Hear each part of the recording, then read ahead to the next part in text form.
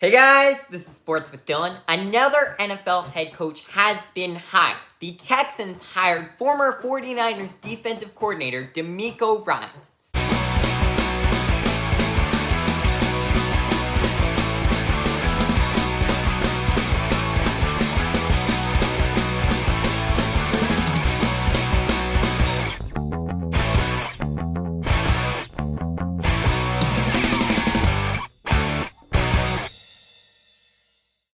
I am an idiot. Now you're probably thinking, Dylan, that is very vague. There's a multitude of instances where that is the case. And you would be correct, but in this instance, I came home from skiing and get a headline. Sean Payton has been hired as the head coach of the Denver Broncos. So I come down here and make a video about it. And then, while I'm making a video, get a note from a friend of mine sending me about a lacrosse trade. So then I make a video about that. So then I'm just about to head out again when I find out that DeMeco Ryans was hired as the Texans head coach. But not only that, he was hired before Sean Payton was hired. So I could have easily made a video about it had I known, but I didn't even bother to look through the rest of the news. I only saw the Sean Payton headline. So I apologize for how long it took me to get this video to you guys, but that is completely my bad. In the past couple of days, there have also been a couple of coordinators hired. First of all, Vic Fangio, the former Broncos head coach, was hired to the Miami Dolphins to be their defensive coordinator.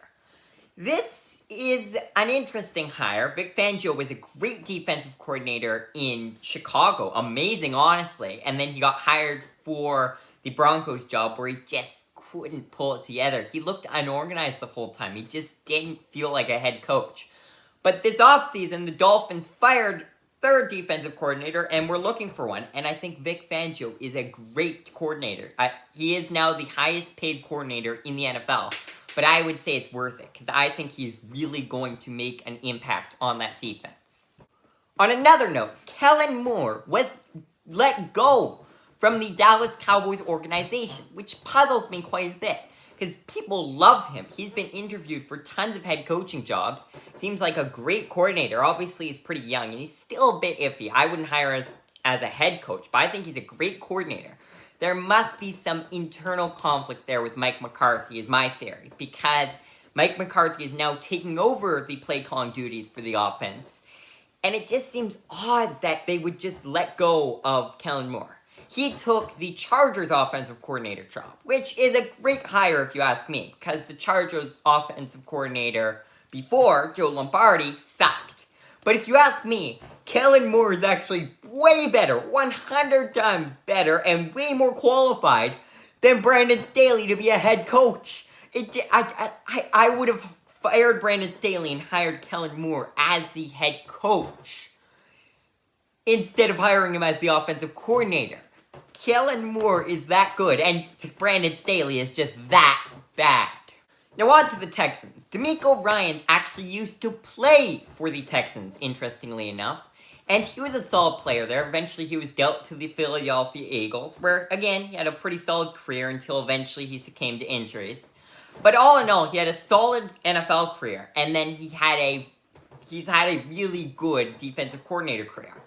It hasn't been that long, obviously. Robert Saleh was hired as the New York Jets head coach just a couple years ago. But since then, the 49ers defense has arguably improved. They have just been lights out. Nick Bosa is probably going to be the defensive player of the year this year. He led the league in sacks, and he just played lights out. Fred Warner is still a star. Now safety Talanoa Hufanga, and I'm sorry if I pronounced that wrong, is playing like a superstar. That whole defense is very, very good. It's frankly amazing.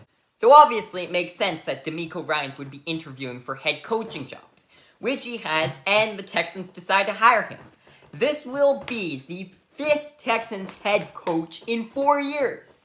They had Bill O'Brien, and then they started out 0-4, so they fired him. That was a good fire. He sucked. And he had been there for a couple of years. Then they had Romeo Crennel as their intern. I liked Romeo Crennel. He had a 4-8 record with the team. The team sucked overall. The roster was just bad. But they decided to go another way and hire David Culley as their head coach.